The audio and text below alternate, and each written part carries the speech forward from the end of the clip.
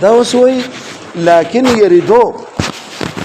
على اول الاجوبه عبارتهم سمسم وایخه چې سړي دا کلم نه چلیږي لكن يردو على اول الاجوبه سو جوابونه د سوال نکړي چې لازم شو کون د شواهد مفید او مفاد درې نو اول جواب څنګه کړو مونږه چې مونږه د دې معنا مسائل مدللات ولکه د علم دغه علم دی کنه د علم نه ته مسائل غسته شي ویاو علم درې معنی دي سو معنی دي نفس مسائل تصدیق بالمسائل وملکات ولې ته دمه قمقلاتو چې پدې نه پویدا درو کنه ما ولا وی بیا وی دغه مسائل المدلله چې ته دا غي کله مطالعه وکې دغه معرفت ته د افاده د معرفتو کې رستک شو وسه رستم علم شو او مخکې هغه مفید چې کوم دی هغه نفس وجود د مسائل شو مفید او مفاد نو من بل نشو دی هغه خټه کوله جواب او اول کې مونږ خو دی هم هغه کې مشکل شته په دې من اعتراض وردی په دې اول جواب سره ګوره تاسو د نفس مسائل مطالعه سره وکي دا مقلدم دی کنه مقلد دغه څه دی لکه دا ګوره دا ټول مقلدین دي لکه دا پوښې په امام شامی رحمت الله علیه یا صاحب د هدايه صاحب د قدوري او دا غټ فقها چې دي کنه دا مقلدین دي کنه دغه د علم کې دومره مسائل زده کړل کنه کتابونه به ولیکل لیکن دا غي به مجتهدین دي نه اجتهاد جدا شي اجتهاد ډیر لوی ملکه ده هغه په کې ټول نصر خیل او د ټول غټ استاد سوګو امام ابو حنیفه سره بیا امام مالک صاحب دی بیا امام شافعي صاحب دی بیا امام احمد دی نورمو مذهبونو نور ډیر شو او بیا هغه چې کوم دینو چې اکثریت یې چا سره برابر لګ سفیان ثوری نو هغه امام صاحب تراجه شو دین په دې ترمذی کې با د امام صاحب نوم وانه وره خو سفیان ثوری دي سوی دغه سفیان ثوری چې کړو ته پوښي امام صاحب مذهب ته کنه په دې حدیث باندې عمل کړل په دې باندې پلان کې او په دې بل باندې کړل سفیان او د شنورو هغه به ابن نور څوکي خو لیکن عجیب خبر ده ګورې د امام صاحب نوم نه دی نو په بخاری کې د امام صاحب نوم نیواله ورکه او نو په چش کې نو په ترمذی کې بس نه تاسو ورته چې د خرابې په خدای څنګه انا کې دا د ټولو د استادو نه بس ایوب کې دا خو لا بده خبرم کړلی خو شه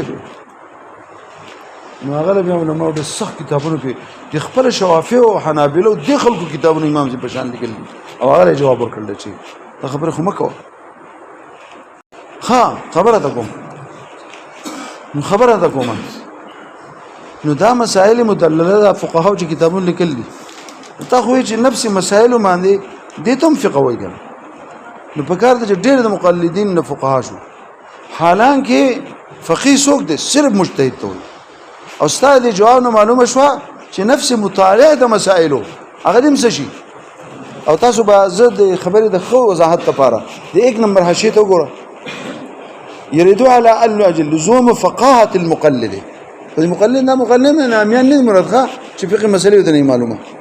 مقلد يعني علم په مسائل حاصلي او یو مذهب باندې فإن المقلد اي غير المجتهد اذا طالع المسائل مع الدلائل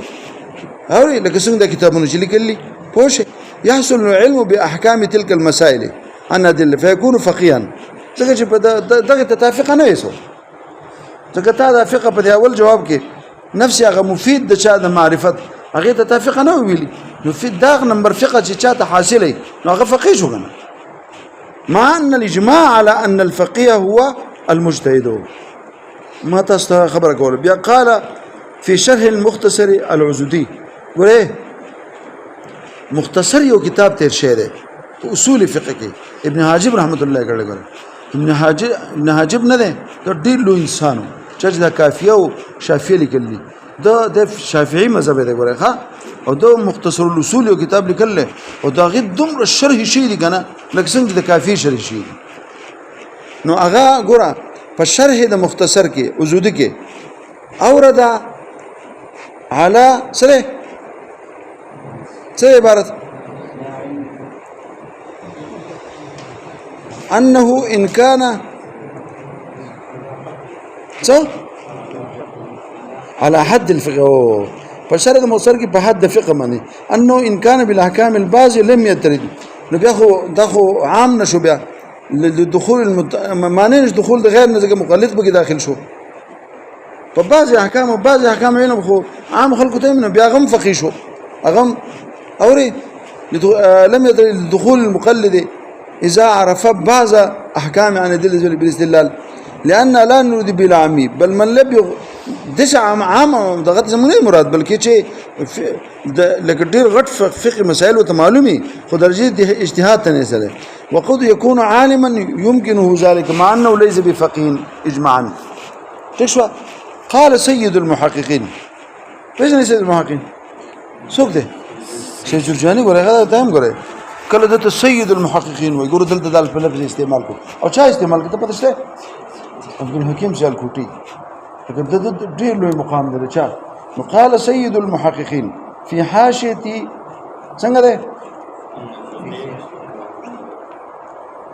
اغسوي فإن الفقيه هو المجتهد لا غيره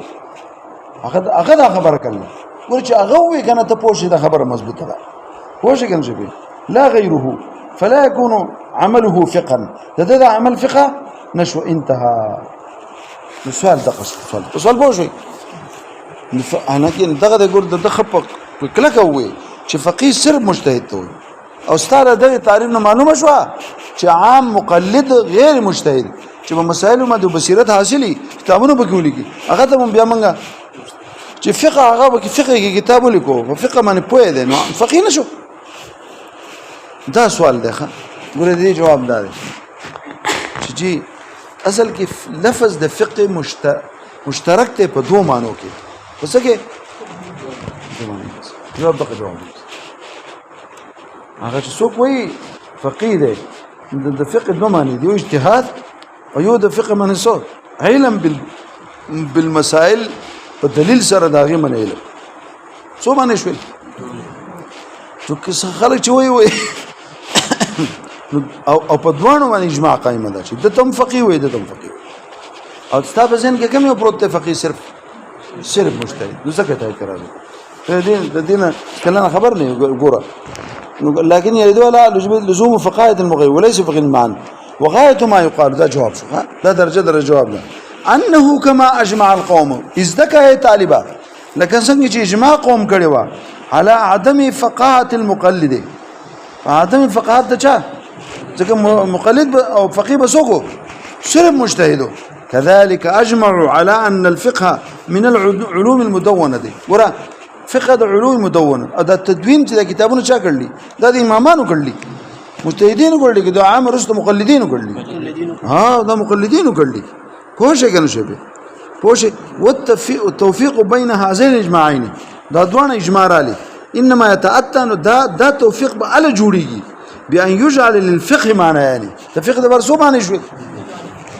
نو نن خپل هغه جان نزانو باسا چې فقه ته صرف استنباط ته او بیا ما اعتراض کې او بیا به دغه عالم بالمسائل چې په دلایل سره د مسائل معلومي کتابونه به کوم لیکلي چې هغه څنګه فقيه او بیا فقيه نه ده ځکه فقه خو صرف اجتهاد ته وي دې جان نزانو باسا دوه معنی وعدم حصول احدهما في المقلد فمقلد کې عدم حصول دی یوي د کوم یوي اجتهاد ولا کنه لا ينافي حصول الاخر فيه ندم منافي د حصول د چا د اخر پای کې اخر دی پکوي کنه استاد مخکې سبق ګران دي سره نه ویل کیږي